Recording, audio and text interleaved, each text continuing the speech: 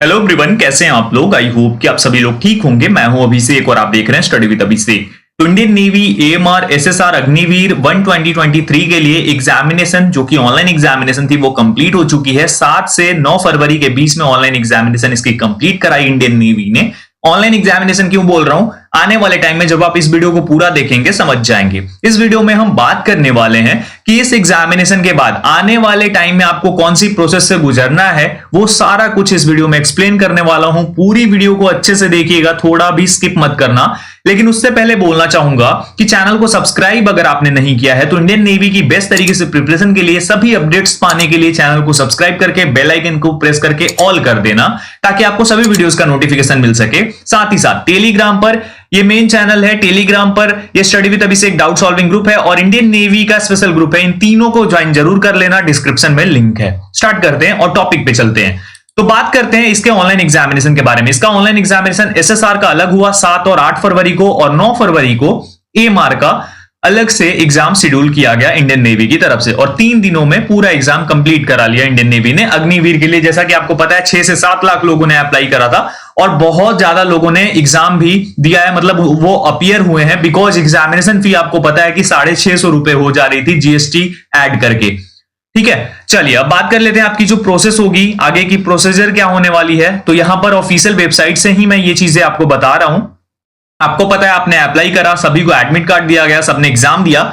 ये आईनेट थी, all India computer based examination, जिसमें कि ऑल इंडिया एंट्रेंस टेस्ट है ये। इसमें क्या होगा, ये शॉर्टलिस्ट किया जाएगा कैंडिडेट को। देखिए, would be conduct for shortlisting of candidates. जैसे कि पहले परसेंटेज पे होता था, पर अब एग्जामिनेशन में जो मार्क्स होंगे उसके आधार पर स्टेट वाइज मैनर में ये कट ऑफ जाएगी और उसके अकॉर्डिंग आपको बुलाया जाएगा। कहां बुलाया जाएगा? Shortlisting would be based on marks obtained in the Indian naval entrance test in accordance with the criteria let down in the recruitment advertisement. उसमें आपको, जैसा कि मैंने बताया था, कि आपके एग्जामिनेशन के जो मार्क्स डिसाइड स्टेट में कितनी वैकेंसीज हैं उसके अकॉर्डिंग कितने लोगों ने अप्लाई करा, कितने लोगों ने एग्जाम दिया, और उसमें जो मार्क्स आ रहे हैं उस तरीके से ही डिसाइड होंगे। ठीक है, चलिए अब स्टेज 2 होगा। इसके बाद स्टेज 2 में क्या होगा, देखिए यहां पर ध्यान से देखेंगे आप लोग। रिटन एग्जामिनेशन आपको देना होगा, यानी एक बार फिर से आपको रिटन देना होगा, फिर पीएफटी होगा और उसके बाद इनिशियल मेडिकल कंडक्ट कराई जाएगी।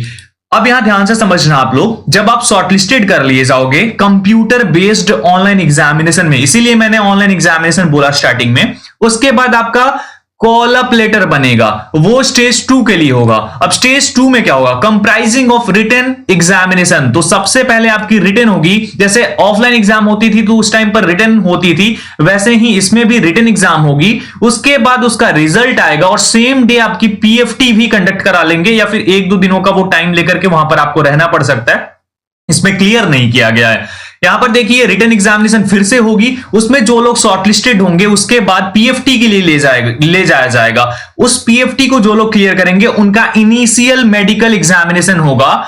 स्टेज 2 के अंदर ये पूरी जो चीजें हैं ये कंडक्ट कराई जाएंगी और उसके बाद आपका फाइनल रिक्रूटमेंट मेडिकल्स होंगे। Recruitment medical examination of all selected candidates will be conducted at INS Chilka. Candidates who are found medically unfit will be advised to appeal against its finding if they so desire at INHS निवारिणी, INHS Kalyani with in a maximum period of 21 days. तो ये तो medical के लिए है, अगर आपका नहीं होता है तो फिर से आपको अपील करने का मौका होता है, वो सब चीजें। यहां पर फाइनल चीज ये है कि जो आपका स्टेज 2 होगा उसके अंदर आपको रिटन एग्जाम देना होगा। रिटन को क्लियर करने के बाद एक बार फिर से आपको पीएफटी देना होगा, फिर पीएफटी को क्लियर कर लेते हो तो इनिशियल मेडिकल के लिए आपको ले जाया जाएगा। तो ये पूरी प्रक्रिया होने वाली है। अब बात कर लें कि टोटल नंबर ऑफ कैंडिडेट्स कितने सिलेक्ट हो सकते हैं। वैसे तो इंडियन नेवी का ऐसा रहा है कि जितनी वैकेंसीज होती हैं उसके 4 गुना लोगों को बुलाते हैं। जैसे अगर अभी फिलहाल 1500 वैकेंसीज हैं, एएमआर और एसएसआर दोनों को मिला ले तो इसके अकॉर्डिंग वो 6000 लोगों को बुला सकते हैं। लेकिन यहां रिटन एग्जाम, पीएफटी इतना कुछ कर दिया है, लंबी चौड़ी प्रक्रिया कर दी है,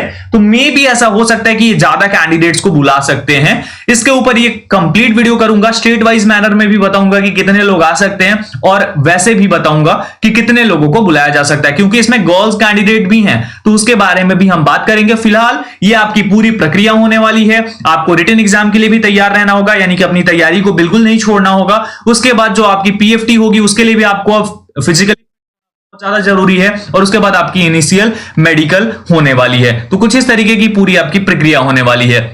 अगर हम बात कर दें कि इसमें जो फिजिकल फिटनेस टेस्ट होती है वो किस प्रकार से कंडक्ट कराती है और उसके लिए आपको क्या क्या करना होता है फिजिकल फिटनेस टेस्ट में, तो उसको भी मैं आपको एक बार एक्सप्लेन करके बता देता हूं।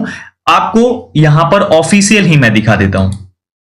तो जैसा कि आप अपनी स्क्रीन पर देख पा रहे होंगे, यहां पर physical fitness test in physical fitness test is mandatory for selection. यहां पर स्टैंडर्ड क्या है, मेल अगर आप हैं तो आपको 6.5 मिनट में 1.6 किलोमीटर की रनिंग करनी होगी। उसके बाद आपको स्क्वाट्स जो कि उठक बैठक होते हैं वो लगाने होंगे 20, और पुशअप्स आपको 12 लगाने होंगे 12। बेंट नी सिटअप्स नहीं आपको लगाने हैं। फीमेल अगर आप हैं तो आपको 8 मिनट्स का टाइम दिया जाएगा 1.6 किलोमीटर की रनिंग कंप्लीट करने के लिए, रेस कंप्लीट करने के लिए, और फिर आपको उठक बैठक 15 लगानी होगी। पुशअप्स आपको नहीं लगानी होगी, लेकिन आपको बेंट नी सिटअप्स आपको लगानी होगी। तो ये आपका फिजिकल फिटनेस टेस्ट का क्राइटेरिया होने वाला है। और अगर हम बात करें रिटन एग्जाम का, तो सेम जैसे ऑनलाइन एग्जामिनेशन हुआ आपका वैसे ही होगा, लेकिन वो ऑफलाइन मोड में कंडक्ट कराएगी इंडियन नेवी, यानी वहां पर आपको ऑफलाइन पेपर अवेलेबल कराया जाएगा। तो ये सारी चीजें आपके पास होने वाली हैं। तो इस तरीके से आपका पूरा प्रोसीजर होने वाला है फाइनल मेडिकल तक। जो भी चीजें थी मैंने शेयर कर दी, होप आप लोग समझ गए होंगे। नेक्स्ट वीडियो किस टॉपिक पर चाहिए आप कमेंट करके भी बता सकते हैं, अदरवाइज मैं तो खुद से करूंगा ही।